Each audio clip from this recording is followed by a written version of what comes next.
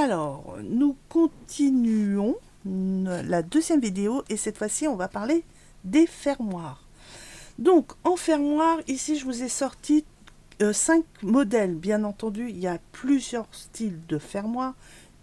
Alors, vous avez par exemple le mousqueton, mais le mousqueton, vous avez différentes formes de mousqueton. Ça, c'est un ordinaire. Alors, ceux-là, c'est les standards, hein, voilà. Mais vous avez aussi des plus gros, des plus, voilà, avec des... Puis il y a de la nouveauté, puisque plus les années passent, plus ils font des choses plus modernes, d'accord? Donc moi, je n'ai que ça, et en petite quantité d'ailleurs, je viens de voir. Bref, ici, vous avez les fermoirs à vis, c'est-à-dire que de chaque côté, vous avez des petits anneaux pour accrocher à votre bracelet, par exemple, ou collier. Ça, on le voit surtout au niveau des colliers. J'ai éteint une lumière, je ne vais quand même pas me mettre dans le noir. Voilà. Et c'est-à-dire, c'est un fermoir à vis, à pas de vis. Vous vissez et voilà. Vous l'enfilez dans l'autre et hop, vous revissez, etc. Alors ça, c'est sûr que pour les bracelets, c'est pas du tout évident. D'ailleurs, on n'en met quasiment pas au bracelet. On met plutôt ceux-là. Hein, ça, c'est le standard, c'est le mousqueton. Voilà, qui s'ouvre comme ceci. Voilà, avec le petit levier qui est en haut. Alors bien sûr, il est tout petit, donc voilà. Oh, pourquoi il ne fait pas la mise au point? C'est dingue ça, hein. Je suis en quoi? Je suis même pas en plus côté visage. Alors est-ce que si je me mets comme ça,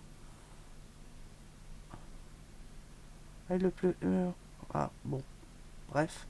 Donc voilà, vous appuyez sur le et ça fait sur le petit biconio et ça fait ouverture. Donc voilà, vous avez ce style, ce modèle-là, ou alors celui-là qui est aussi un standard, c'est celui en forme d'anneau. Donc hop, qui s'ouvre comme ça et vous avez un petit picot ici qui s'ouvre comme ceci. Voilà. Je reste un peu longtemps, c'est parce que des fois c'est flou et je voudrais que, tant qu'à faire que je vous montre du matériel, que vous le voyez correctement. Pour celui-ci, vous avez un autre modèle qui est celui-ci et qui pourrait être très bien pour les bracelets, puisque celui-ci, il est aimanté. Voilà. Alors, au jour d'aujourd'hui, vous avez des perles qui sont des perles de fermeture, comme ça. Enfin, c'est des fermoirs aimantés en forme de perles, en forme de breloque. Ça peut être un... C'était quoi j'avais vu la dernière fois? J'ai fait waouh, ça se voit qu'ils sont bien évolués là-dedans, mais c'est une perle carrée ou une perle, je crois que ça faisait comme une perle ronde, enfin plutôt ovale, je veux dire, et quand vous la séparez, elle s'ouvre et c'est un aimant. Donc ça, même pour un bracelet, c'est très sympathique. Pour vos fermetures d'albums, par exemple les folios ou comment ça s'appelle, vous savez, les folios, vous avez les deux couvertures qui se ferment à l'avant comme ça. Et ben vous pouvez mettre de chaque côté comment on appelle ça, c'est pas une, c'est mince, comment on appelle ça, une attache, si c'est bien ça, une attache parisienne avec une petite chaînette par exemple, et vous l'accrochez ici, l'autre pareil, vous faites la même chose, vous l'accrochez ici, et quand vous voulez ouvrir votre album, et ben hop, vous avez plus qu'à enlever l'aimant, enfin décoller les aimants, et puis ouvrir votre album. Voilà, ça peut être un truc à utiliser. Vous pouvez le faire aussi avec tous les autres, hein, bien entendu. Et ici, c'est un autre modèle. Alors ça date, c'est très très vieux, je sais pas. Bon, en tous les cas, je crois pas que c'est une vraie perle. Que je regarde quand même. Non, c'est de l'imitation. Mais vous avez aussi ce genre de fermoir. Voilà. Je vais essayer de vous le montrer dans les deux sens.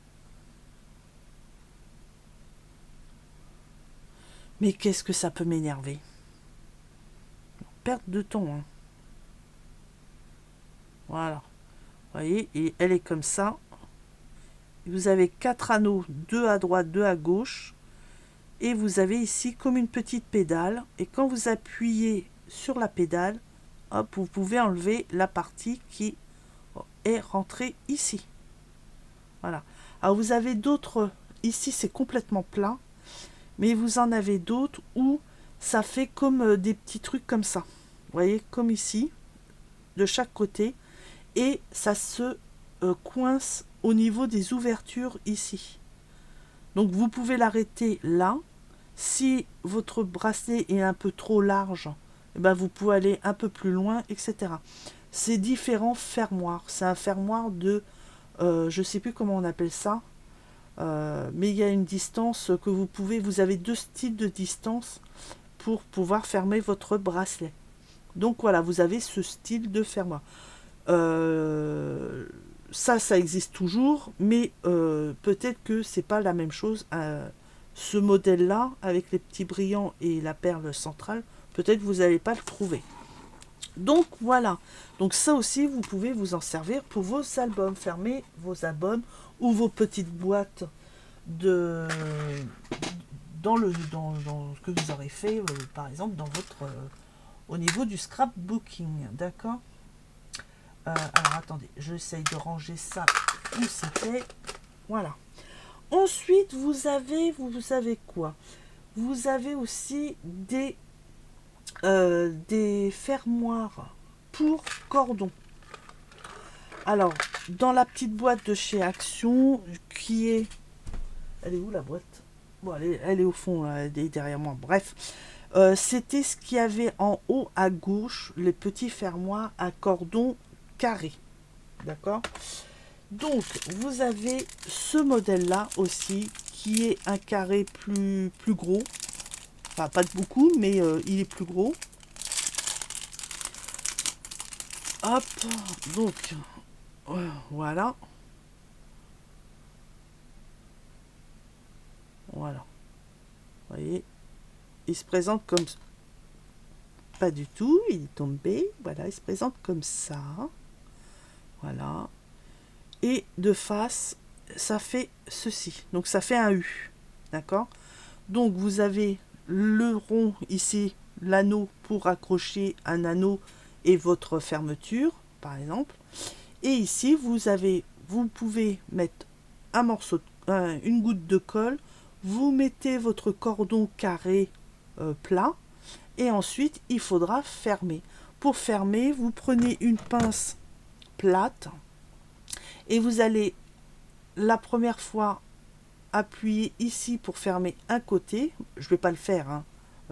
Voilà, parce que j'en ai pas beaucoup et tant qu'à faire, je préfère le garder ouvert. Donc voilà, donc ça vous fait un U comme ça. Votre cordon sera appuyé ici. Vous allez fermer un premier côté.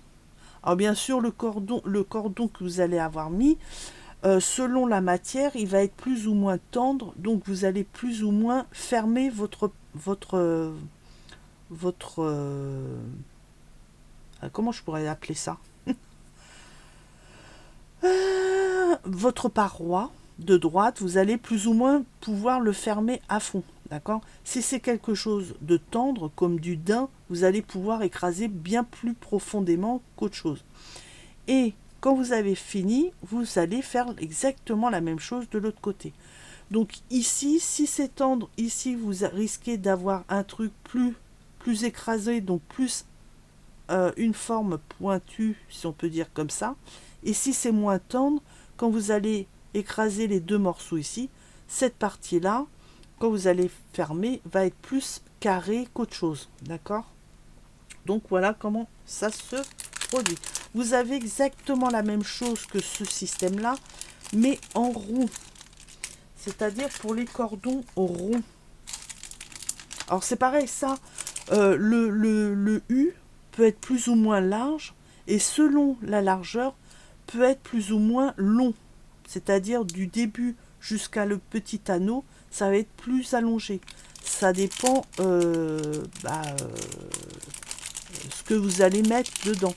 D'accord? Il faut quand même, pour les petits cordons, peu de place suffise pour les maintenir, mais quand c'est un cordon assez épais, assez large, etc., il faut plus de place, plus de superficie pour le bloquer. D'accord? Donc voilà, donc vous inquiétez pas si vous n'avez pas toutes les mêmes longueurs. Vous voyez, c'est la longueur entre l'anneau ici et la longueur jusqu'ici de l'entrée. D'accord? Donc ici, c'est la même chose, sauf qu'il est rond. Donc ça, c'est pour des cordons ronds. Voilà, vous en avez des carrés, vous en avez un peu rectangulaires et vous en avez des ronds. Et donc vous avez des embouts exprès pour ça, des fermoirs pour ça. Alors celui-ci, pour le fermer, on va pas écraser comme ça et comme ça pour qu'ils soient l'un sur l'autre. On va essayer de ramener pour faire un tube. Voilà, l'un contre l'autre. Si vous avez peur, vous pouvez essayer d'écraser un et l'autre le passer un tout petit peu par-dessus, d'accord? Mais en gros, faut pas faire comme ça et comme ça, d'accord? Faut pas les fermer comme ça, contrairement au rectangle ou au carré. Donc voilà. Ensuite, vous avez quoi? Ensuite, on a quoi? Ensuite, on a un autre style. Et ça, ah oui, alors pour les ronds, vous avez aussi ce style-là. C'est le style ressort. Ça, vous en trouvez souvent dans les au niveau des porte-clés ou des, comment ça s'appelle, des trucs, vous savez, au bout, il y a le, pour accrocher sur, j'en ai encore, moi, des trucs comme ça. Pour mettre sur les portables. Voilà. J'en ai encore. Alors, est-ce que j'ai l'embout? Ouais, mais bon. Moi, j'ai l'embout, mais qui est plein. Donc, ça va pas fonctionner. Vous voyez, j'ai ce petit embout là.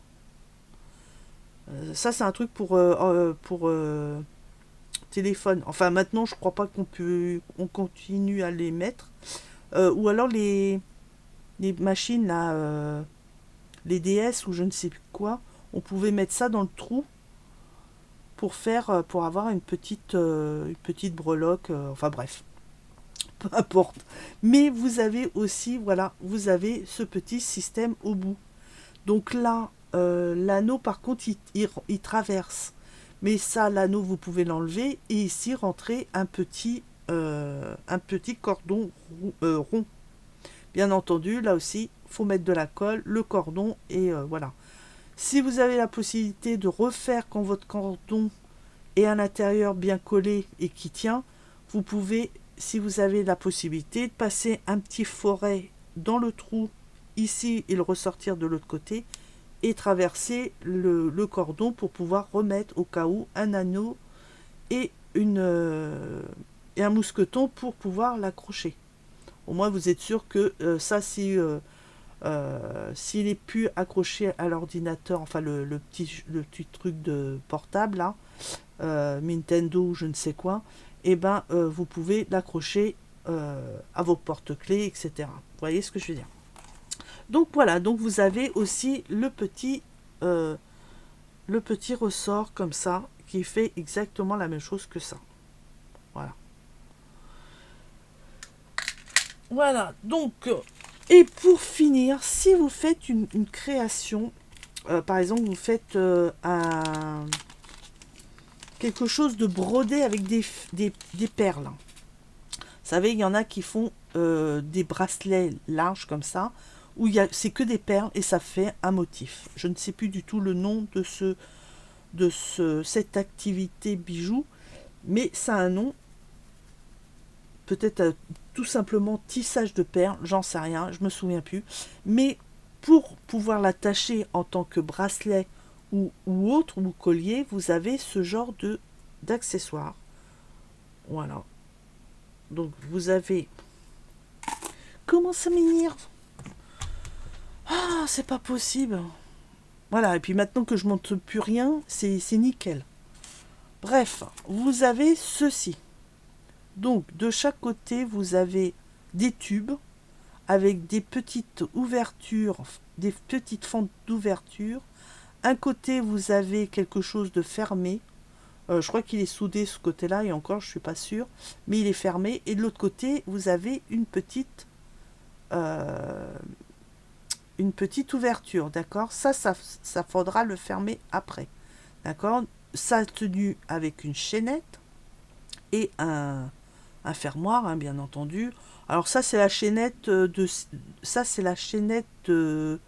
rajout si c'est trop, plus ou moins, si vous voulez plus ou moins d'ampleur, d'accord.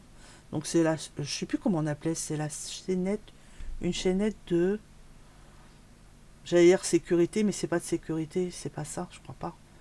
C'est, enfin bref, c'est une chaînette supplémentaire pour, si vous voulez plus d'ampleur, plus de longueur, hop. Par exemple pour un collier, pour que ça soit plus long, au lieu d'être plus ras du cou, et ben vous rajoutez, vous mettez votre mousqueton plus, bien sûr je suis plus dans le champ, au lieu de mettre votre mousqueton à son endroit d'origine, c'est-à-dire le dernier anneau de la vraie chaînette, vous allez le mettre sur la petite chaînette supplémentaire pour pouvoir avoir un collier, par exemple, plus ample, enfin plus long, d'accord. Bref, donc quand vous faites ce genre de création, vous avez votre tissage, et ce qu'il va falloir mettre, c'est l'enfiler ici, c'est-à-dire entre le premier, le dernier, euh, enfin, par exemple, votre tissage est comme ça.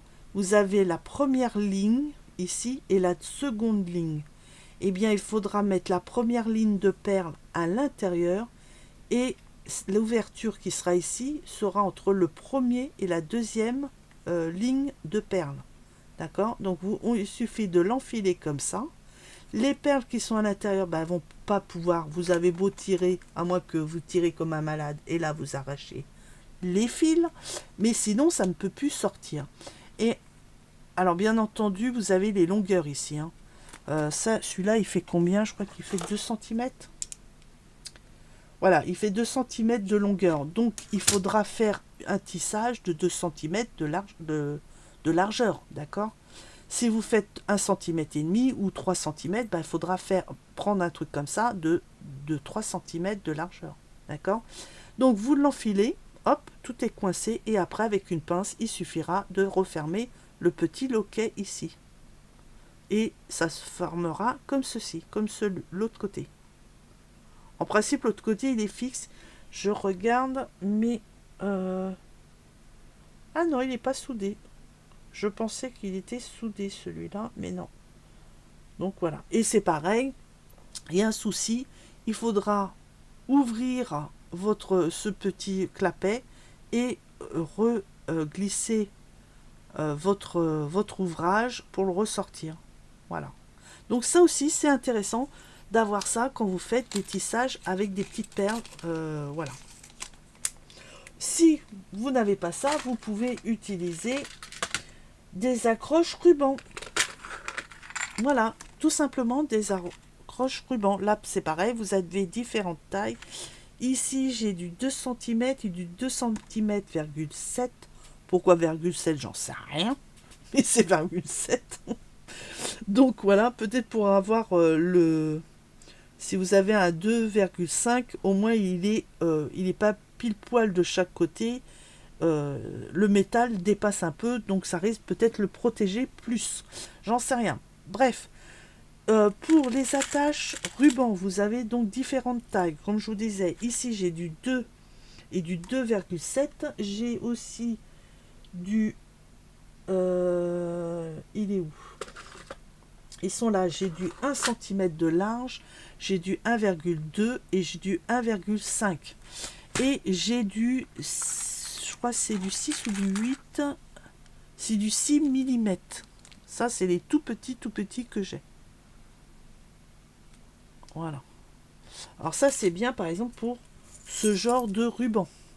Si vous mettez que ce style de ruban, voilà. Maintenant, par exemple, ici, j'ai mis plein de rubans et j'ai rajouté celui-ci, vous voyez, en plus, pour faire un effet supplémentaire. Donc voilà, il y a des petits de chaque côté, pendant que tous les autres sont de 1 cm, je crois, ou 1,5 cm, je sais plus. Donc voilà. Donc là, par contre, ça choque pas. Par contre, j'aurais mis ce fermoir avec un ruban, par exemple, que ça, c'est un peu idiot. Ça fait vraiment stupide. Donc, il faut mieux s'abstenir dans ces cas-là. Mais bon, bref, il faut mieux fermer votre ruban comme ça avec un point et mettre un anneau pour le suspendre. Voilà. Donc voilà, vous avez plusieurs tailles de largeur.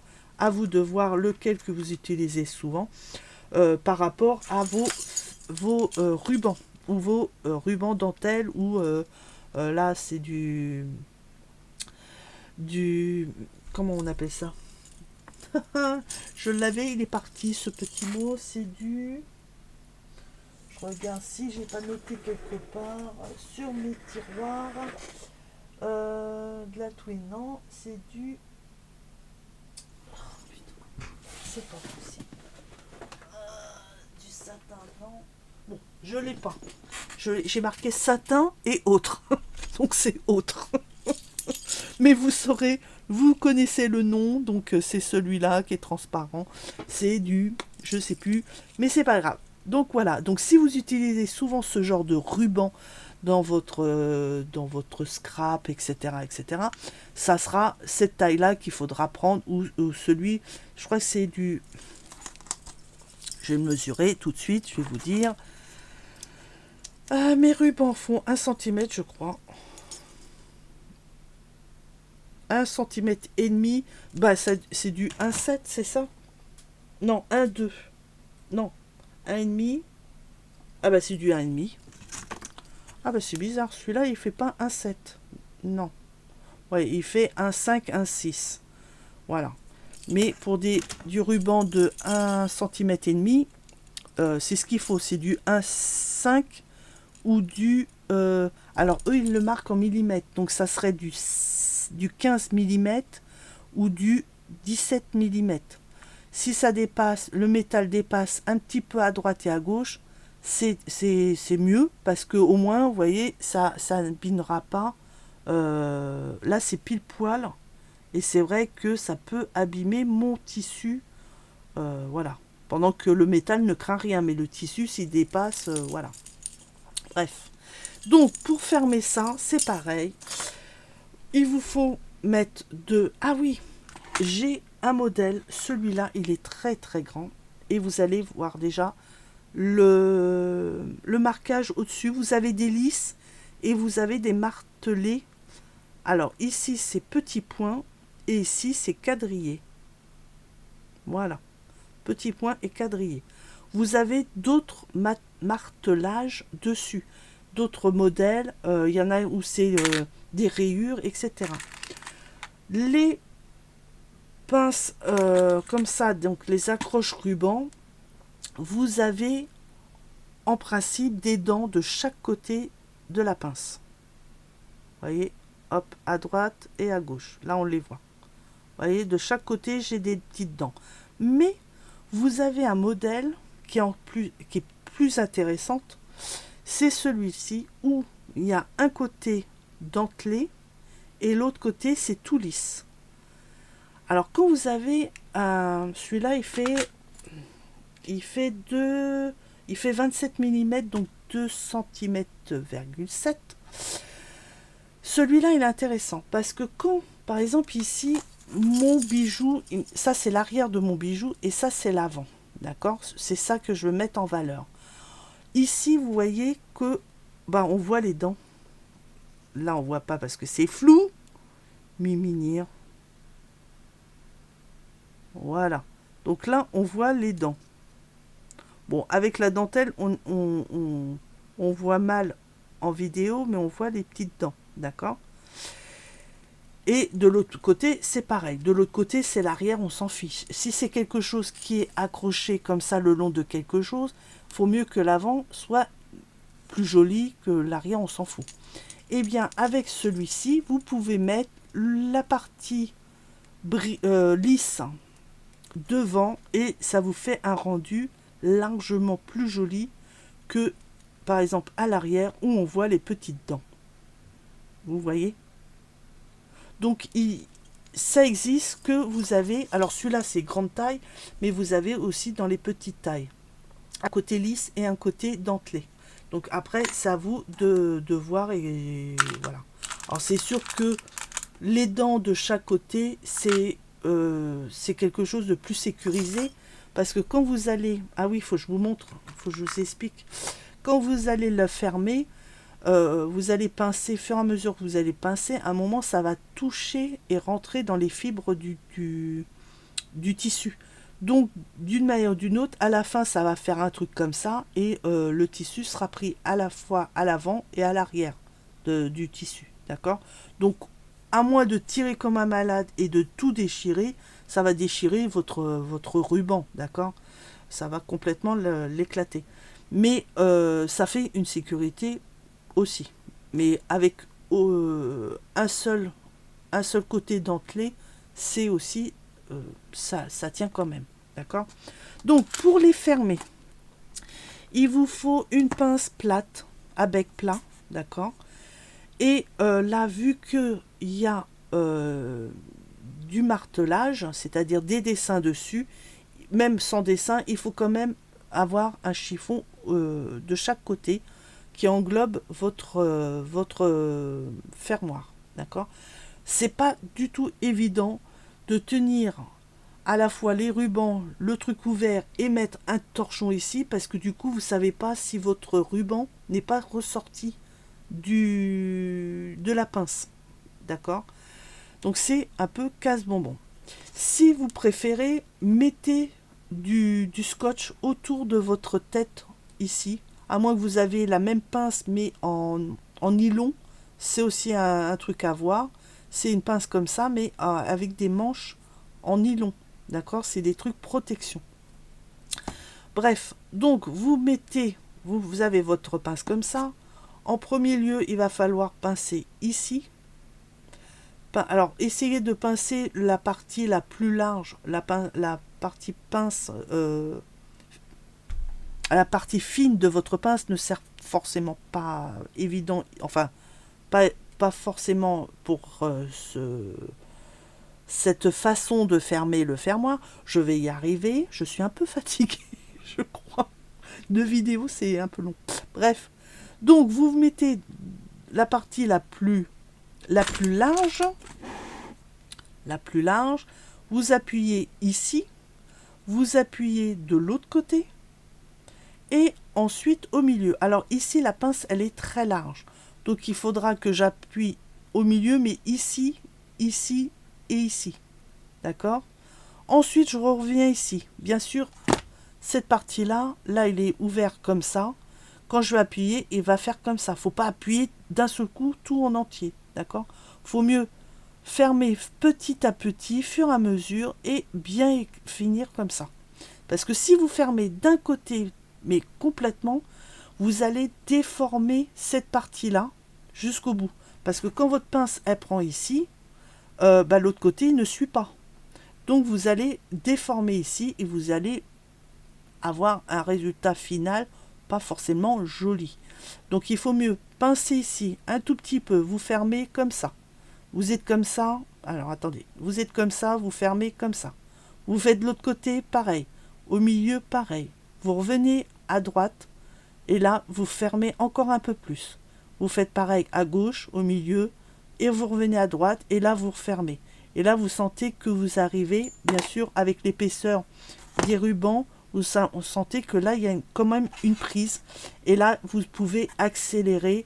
Quand vous aurez fait à droite, à gauche et au milieu, là, ici, vous pouvez finir en écrasant bien. Pas trop non plus pour pas abîmer votre dessin, parce que même si vous avez la protection, le but, c'est pas d'avoir le dessin ou des marques sur la surface, même si elle est lisse. D'accord? Et là, vous allez appuyer un petit peu plus. et vraiment pour vraiment écraser et bien tenir votre vos rubans que vous avez à l'intérieur. Bien entendu, je ne sais pas si je vous l'ai dit, mais au départ, on met toujours de la colle. D'accord.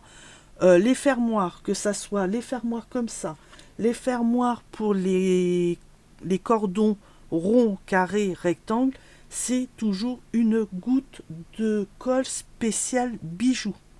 Voilà, c'est une sécurité. C'est une sécurité et qu'il faut mieux avoir dès le départ. Voilà. Donc, ça c'est bon, on a fait les petits fermoirs. Et je vous ai montré comment les utiliser. Ensuite, alors bien sûr, ça, vous pouvez les utiliser aussi pour les bijoux d'album. Qu'est-ce qu'il y a encore? Ça c'est fait, et il manque ceci. Alors, ceci, c'est quelque chose supplémentaire qui est intéressant si vous faites des bijoux d'album avec du fil en autre que du métal. Le métal, vous avez votre tige, vous faites votre anneau et vous pouvez l'accrocher après avec un anneau puis un mousqueton. D'accord? Mais quand vous faites des bijoux, et j'en ai pas là. Si. Vous vous souvenez, je vous avais fait un tuto, d'ailleurs, entre parenthèses, j'ai retrouvé ma poudre transparente que je ne trouvais pas, bien sûr, pour la vidéo, donc voilà. Mais je l'ai retrouvée, ça y est. Elle est quasiment vide, mais je l'ai retrouvée. Donc, par exemple, pour avoir une breloque, enfin voilà, un petit bijou comme ça, super, qui bouge dans tous les sens, etc., qui est assez libre par rapport à quelque chose de métallique et qui est à peu près rêche, comme ici, hein, ça va. Vous voyez, là, ça part dans tous les sens, ça se plie dans tous les sens, que là, ça reste droit. Ici, j'ai utilisé du fil doré nylon. Enfin, voilà. Vous savez, c'est la Twin. Sur la Twin, c'est la Twin ou... attendez, j'ai un doute du coup. C'est ça ou c'est du fil... C'est où le fil doré qui est sur les Twin? Non, c'est pas ça. Ou alors elle est vachement épaisse celle-là. Non, ça doit être du fil de couture, de broderie dorée. Elle est où? Elle est là. J'en ai une. Voilà. Voilà, c'est ça. Ça doit être ça que j'ai mis en double. Donc voilà. Vous voyez, c'est du coton. Bref. Donc voilà. Donc le problème, c'est que pour faire des nœuds, c'est pas forcément évident. Donc il va bien falloir faire quelque chose, c'est-à-dire une boucle comme ici. Je disais une boucle comme ici. Voilà, donc j'ai fait ma petite boucle. Et mon fil est reparti dans l'autre sens pour re-rentrer dans mes perles. Mais pour que la boucle elle reste boucle, eh ben, j'ai mis un petit anneau ici. On appelle ça, c'est pas un anneau, c'est une perle. On appelle ça des perles à écraser. C'est des perles spéciaux qui sont là pour que, avec une pince qui est ici, avec cette pince là, vous pouvez écraser la perle. D'accord? Alors ici, on la va pas. Alors je l'ai fait ici et je l'ai fait aussi au bout ici pour pas que ma perle elle glisse. Parce que bah au bout, j'ai rien pour stopper ma perle. Donc j'ai fait une petite boucle aussi ici avec une perle écrasée. Et j'ai fait la même chose ici. Voilà. Alors bien entendu, ce que j'aurais pu faire, qu'est-ce que j'aurais pu faire? C'est de passer mon fil, une partie à l'extérieur de ma perle pour la re-rentrer. Vous savez, vous avez votre perle comme ça et passer le fil comme ça. D'accord? Mais on aurait vu mon fil sur la perle. Parce qu'elle aurait repassé à l'intérieur pour pouvoir repartir dans l'autre sens et enfiler les autres perles. Mais voilà, j'ai pas voulu, je voulais que ça soit plus joli, qu'on voit. Et puis bon, voilà. Donc vous avez ce système là, donc vous avez des perles à écraser qui sont bah, ils sont où? Ah bah elles sont là. Voilà, des petites perles écrasées qui sont ici alors elles sont vraiment rikiki. Et là c'est pareil, vous avez aussi le diamètre intérieur du trou.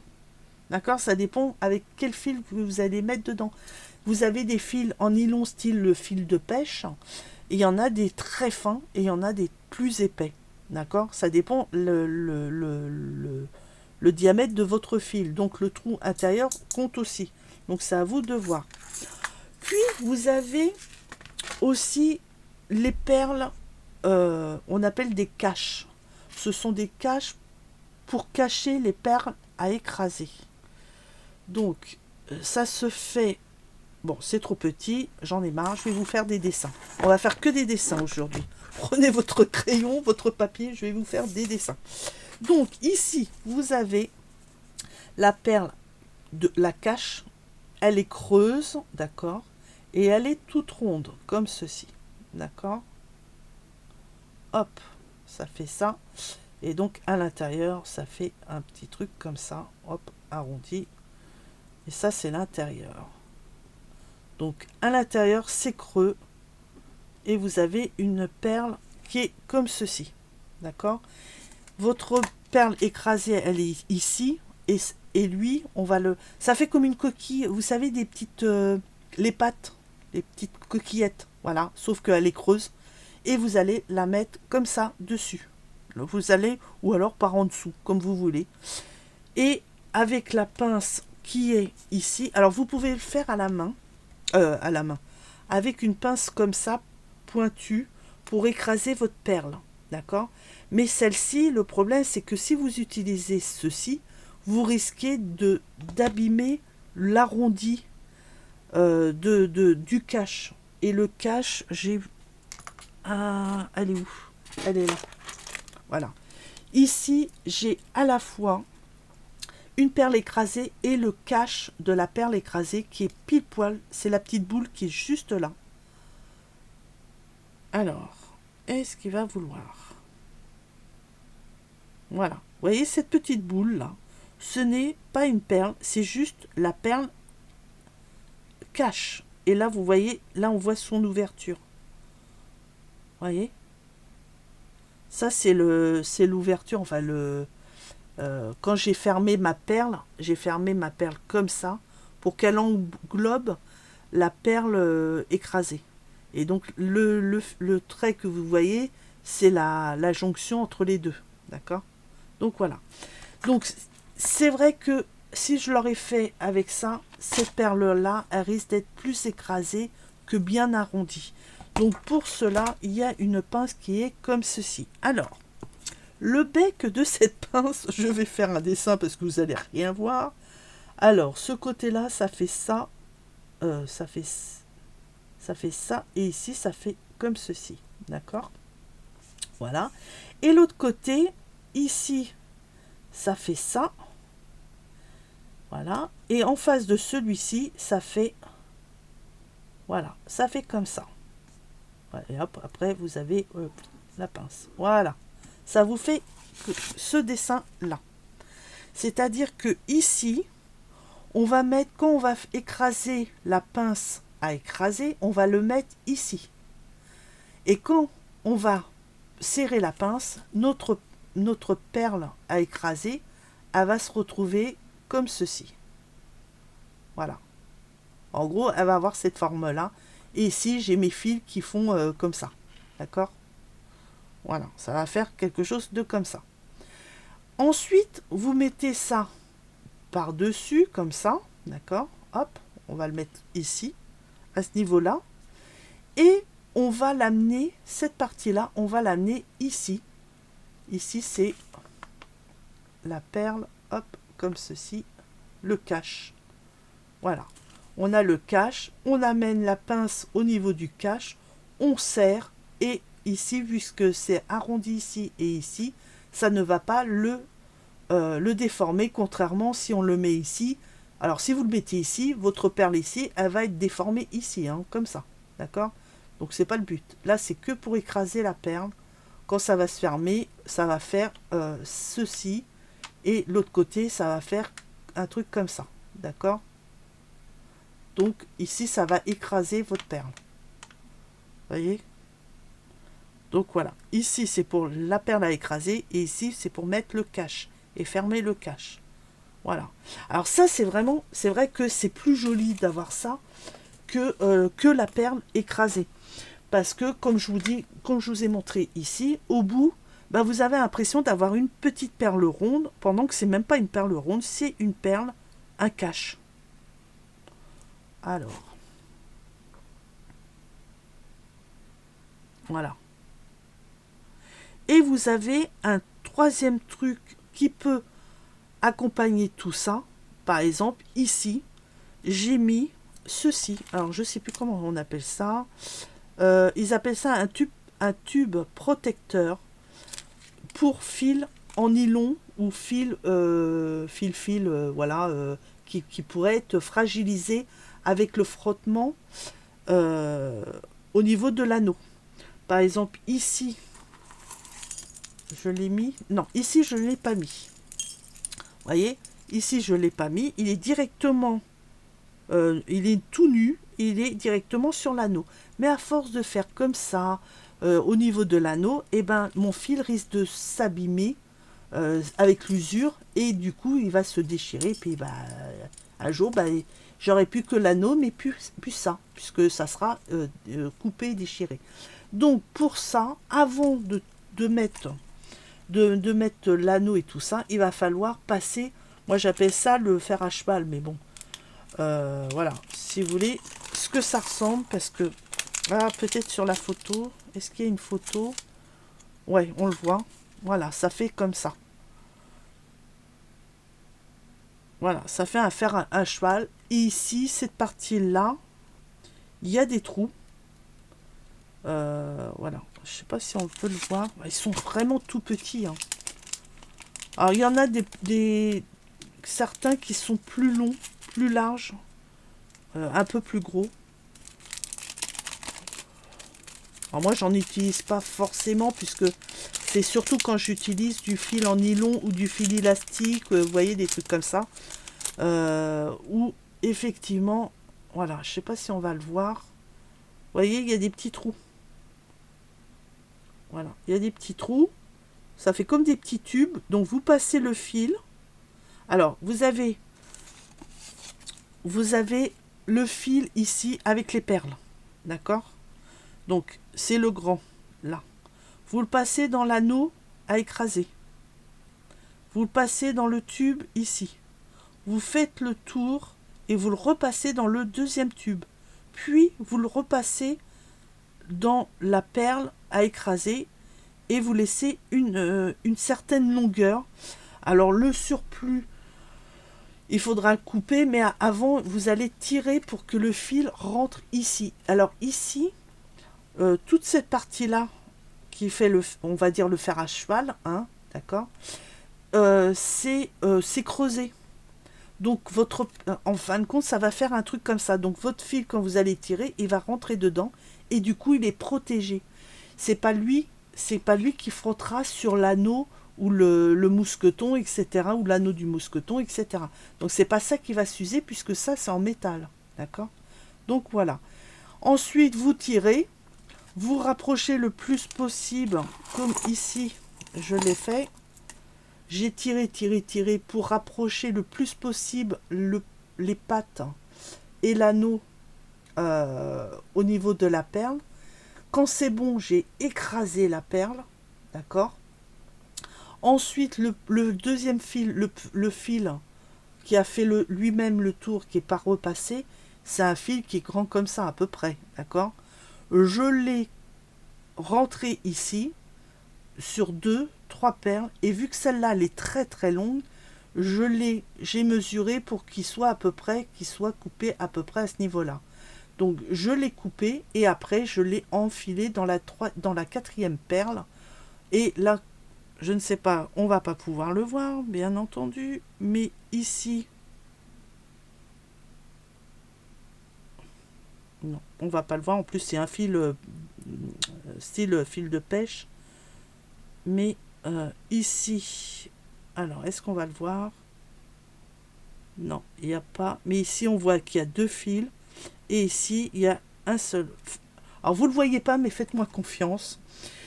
Et ici vous avez que un seul fil, puisque c'est le fil de départ qui fait tout le collier, d'accord? Alors bien entendu, vous faites la même chose au départ. Au départ, vous faites la même chose, hein. Vous faites votre système comme ça. Vous pincez votre pince, vous mettez votre cache de la perle écrasée, et après vous coupez votre fil de surplus, et tout le reste, le grand fil, vous enfilez toutes vos perles. Voilà, et arrivé ici, vous faites ce que je vous ai dit, exactement le même processus, et voilà. Et après, vous mettez vraiment à la fin vous mettez le cache d'un côté ou de l'autre, ou seulement de ce côté-là si vous l'avez fait de l'autre côté. Donc voilà. Et effectivement, ça fait une finition plus sympatoche. Donc voilà. Ensuite, on en est où? On est à 46. Qu'est-ce qui me reste? Eh bien, tout ce qui me reste après, c'est les... Comment ça s'appelle? Les coupelles. Alors, les coupelles, c'est exact... Alors, ça, c'est pareil. Vous avez différentes tailles, différentes formes, différents modèles. Il y en a qui sont... comment je pourrais vous dire? Plus ou moins dessinés. Et plus ou moins grosses en volume. Donc, les coupelles, ce sont des demi-dômes. Par exemple, vous avez des dômes plus ou moins marqués. Vous voyez, comme celle-ci. Voilà. Donc, elles sont ciselées dans tous les sens. C'est magnifique. Ah bah, j'en ai deux. Voilà. Vous voyez. Donc, voilà. Vous avez des dômes plus importantes. Et je ne sais pas où elles sont. Alors, vous voyez, j'en ai des toutes petites, toutes petites.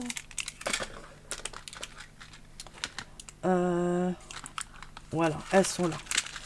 Ça, c'est des dômes un peu plus importantes, vous voyez. Et ceux-ci, vous en avez aussi des comme ça, en forme de fleurs. Alors ça fait penser plus à des coupelles, vous savez, des coupelles de fruits, là, pour mettre les fruits dans votre cuisine. Ça fait penser à ça. Vous en avez qui sont plus fermés à l'intérieur et c'est dessiné à l'extérieur. Voilà, vous voyez, il y a le dessin à l'extérieur et à l'intérieur, c'est lisse et puis c'est fermé, hein, il n'y a rien. Que l'autre, celle-là, elle est dessinée à l'extérieur et elle a des ouvertures qui traversent, voilà. Et ça, vous en avez aussi en forme de cône, différents de formes, etc. Et c'est tout simplement pour habiller votre perle. Vous avez l'exemple ici de chaque côté. Alors, s'il n'y en a pas, bah, vous avez qu'une perle bizarre, voilà. Ça donne un petit truc supplémentaire à votre perle, voilà. Et donc, c'est des petites coupoles. Alors, selon moi, celle-là, elle est quasiment plate. Donc, elle prend la forme de ma perle. Alors, des fois, on n'a pas forcément la coupelle adéquate. Vous voyez, celle-là, j'aurais préféré en avoir encore une plus large. Mais plate, plus large pour pouvoir bien prendre la forme de ma perle. Et encore celle-là, bon ça va, elle tient quand même, ça fait joli. Voilà. Mais vous avez aussi celles pour mettre par exemple en cône qui se mettent ici au bout, dans les petits cônes ou dans les cônes plus larges. Vous voyez? Et ça se met ici. J'aurais pu, alors j'en ai pas moi en cône, à chaque fois j'oublie d'en prendre.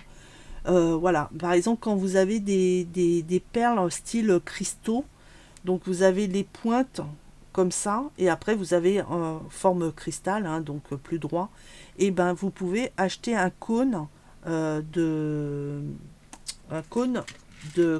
coupelle pour habiller la pointe de votre perle pour pouvoir après l'accrocher. Alors il y en a aussi qui ont un petit anneau, il y en a pas, mais voilà. Et vous avez le petit trou, ou alors des fois vous avez un petit anneau. Mais voilà. Mais sinon, voilà, vous pouvez passer. Si vous avez, par exemple, ici, je voulais pas finir mon collier, je peux mettre ça et prendre une tige, un clou à tête anneau pour pouvoir l'accrocher, et voilà. Et ça fait une très belle finition autour de votre perle ronde, ovale, carrée, etc., etc. Donc voilà, ben je crois que j'ai tout dit de ce côté-là, j'ai tout fait. Pour finir, si vous avez aussi tout ce qui est attache porte-clés. Donc les porte-clés ronds comme ça, c'est des anneaux plats. Vous avez les porte-clés avec les mousquetons et c'est un mousqueton comme ceci.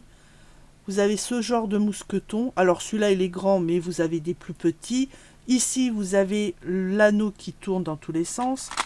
Celui-ci c'est exactement le même que cela, mais en plus gros. Donc là c'est pareil, vous avez l'anneau qui tourne et vous avez l'ouverture comme ça. Enfin bref, vous avez le mousqueton porte-clés en fer à cheval, comme ça. Alors c'est ça qui tourne. Voilà. Et vous installez vos clés, par exemple, ou votre bijou ici. Si par exemple vous faites un album avec des chevaux, etc., comme moi j'ai fait à ma cousine, je lui ai mis un truc comme ça en bijoux, parce que ça fait comme un fer à cheval. Voilà, tout simplement. Et ici, au niveau du petit trou, ici, vous pouvez mettre une breloque. Moi j'ai mis des fils, des cordons en cuir, puisque sur les sets d'équitation, vous avez du cuir, etc. Donc voilà. Et puis bah oui, et puis vous avez ce style mousqueton. Bon là il y a déjà une babiole accrochée, mais vous avez aussi ce style là. C'est un petit truc comme ça. Hop, vous l'accrochez et vous fermez et ça tient. Voilà. Donc voilà pour les porte-clés.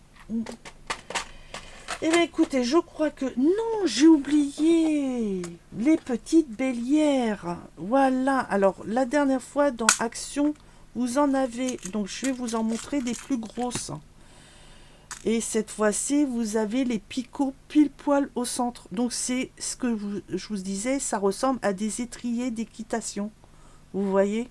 Alors celle-là, elle est en forme de gouttes pointues. D'accord? Là aussi, vous avez différentes tailles, vous avez différents motifs. Ceux-là, il y a quoi d'autre? Non, ils sont tous les mêmes. C'est tous pointus. Non. Vous avez celle-là. Vous voyez? Celles-là, elles sont comme ça. Voilà. Vous voyez, ça fait un petit éventail, si on peut dire. Voilà, à 3 branches. Je sais que ça brille, que t'aimes pas ça, mais s'il te plaît. Je filme, alors aide-moi. Voilà. Et là, c'est pareil, à l'intérieur, vous avez les picots. Alors, des fois, il est aussi fermé comme ça. Hein. Il suffit de prendre votre pince, de le mettre au milieu et d'ouvrir. Voilà. Vous ouvrez votre pince et ça va vous ouvrir, voilà, au fur et à mesure, etc. Et ici, vous avez les petits picots qui rentrent dans de chaque côté d'un trou. Quand vous faites, par exemple, de la résine ou de la polymère, des trucs comme ça. Ici, j'ai quoi? Bah là, par exemple, j'ai l'anneau. Je peux le passer de chaque côté de l'anneau. Et au moins, voilà, hop, voilà, je ferme. Et au moins, ça tient. Et en plus, ça fait joli. Voilà. Parce que quand il est accroché au collier, bah, vous avez une finition jolie au lieu d'avoir un anneau tout simple. D'accord? Donc voilà à quoi servent les bélières. Et comme je vous dis, il y a différentes tailles, différentes... là par exemple, vous voyez, hein, j'en ai deux différentes hein, en taille. Voilà. Et en couleur. Donc voilà, et bien écoutez, j'ai fini ma deuxième vidéo. Alors pour ce soir, je m'arrête là, mais ainsi vous allez peut-être... Ah ben je vous fais une troisième vidéo qui arrivera juste après celle-ci, donc je vous dis pas au revoir et bonne semaine, parce que je vais vous montrer aussi tout ce qui est petits charmes, les petites breloques que vous pouvez attacher au bout de votre bijou d'album. Ça vous fait quelque chose de supplémentaire. Par exemple ici pour les porte-clés, vous pouvez, bon ça c'est une création faite sur du bois. Ici j'ai mis des attaches à ruban et un pompon et j'ai une petite breloque ici. Bon, il est en plastique, c'est dommage, mais ça venait aussi de chez Action. Ils auraient fait ça en métal. Ils en ont fait pas mal de choses en métal, des petites breloques comme ça en métal, et du jour au lendemain, ils ont fait que du plastique. C'est moins joli, mais ça passe quand même sur une petite breloque, un petit bijou d'album, ça passe quand même.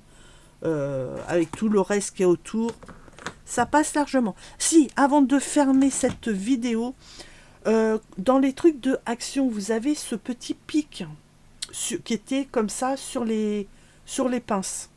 Alors si vous les avez toujours, gardez-les. Alors moi j'ai eu 2 kits, donc j'ai eu 2 morceaux et vous pouvez les mettre ici. Voilà, ça vous fait une protection. Donc pensez, ça évite de vous acheter les embouts en nylon. Ici, ça vous fait quand même une protection, surtout si votre pince ici n'est pas lisse, d'accord? Donc voilà. Et ben, je m'arrête là pour cette vidéo et je vous dis à bientôt dans la prochaine, la troisième. Et en principe, on finira avec la troisième. Allez, à tout à l'heure. Bye bye.